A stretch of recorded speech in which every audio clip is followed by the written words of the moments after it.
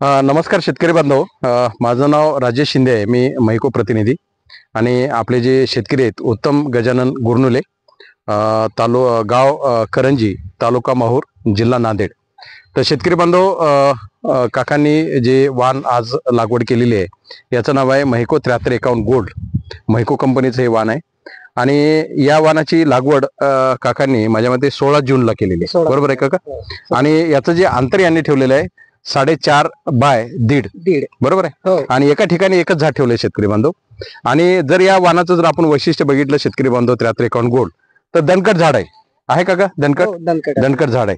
त्याच्यानंतर दुसरी गोष्ट, याला उपफांद्या सुद्धा आहेत आणि फळफांद्या सुद्धा आहेत शेतकरी समोर. उपफांद्या 2 आहेत आणि त्याच्यानंतर फळफांद्या जर बघितलं तर तुम्ही बघा, फळफांदी जी आहे एका याच्यावर जे बोंड 1, 2 म्हणजे साईज सारखी येते.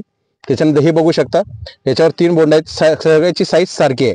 कोणते खालचे बोंड बघा तुम्ही, साईज एकदम सारखी येते. वरची बघू शकता, हे बोंड एकदम साईज एक समान आकाराची बोंड येतात शेतकरी बांधव. याचं खालचं बोंड आणि वरचं बोंड याची साईज सारखी येते. बरोबर आहे का? म्हणजे वजनदार बोंड या येतं. आणि शेतकरी बांधव 7351 गोल्ड या वाणाला 5 पकळाची बोंडाची संख्या 80 ते 90% आहे. बरोबर आहे का? त्याच्यानंतर वजनदार कापूस येतो आणि याच्या बोंडाचं वजन 8 ग्राम पर्यंत येतं. तर शेतकरी बांधव, या वाणावर जर आपण बघितलं तर तुम्ही बघू शकता एकदम हिरवागार कापूस आहे आणि याच्यावर रोगाचं प्रमाण कमी आहे. तर रोग कमी येत असल्यामुळे तुम्हाला फवारणीचा खर्च कमी येतो. आणि शेतकरी बांधव, एकदम उत्तम असं वाण महिको कंपनीनं आपल्या सेवेमध्ये दिलेलं आहे.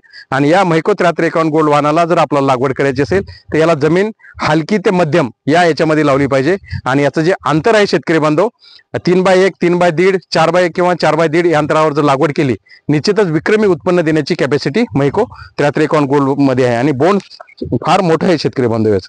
तर आपल्याला काय वाटतं काका याच्याबद्दल?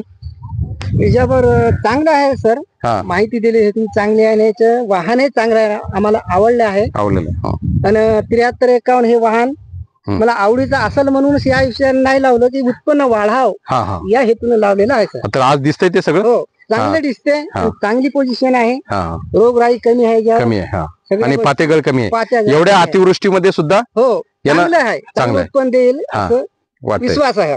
तर शेतकरी बांधवांना काय सांगू शकता येणाऱ्या वर्षात? शेतकरी बांधवांना एवढंच म्हणणं आहे मला की येत्या पुढच्या वर्षी कमीत कमी 1.5, 2 ते 3, 4 असे बॅग लावून आपण अनुभव घ्यावं याचं. बरोबर. आणि उत्पन्न वाढवून घ्यावं शेतकरी बांधवांना, एवढाच माझी विनंती आहे. म्हणजे एवढ्या अतिवृष्टीच्या काळात सुद्धा यानं आपल्याला साथ दिलेली आहे. पातेगळ नाही, बोंडाची संख्या आहे, काही नाही. तर शेतकरी बांधव येणाऱ्या वर्षात आपण निश्चित 7351 गोल्ड हे वाण आपल्या शेतामध्ये लावावं आणि विक्रमी उत्पन्न घ्यावं अशी मी आपल्याला विनंती करतो. धन्यवाद.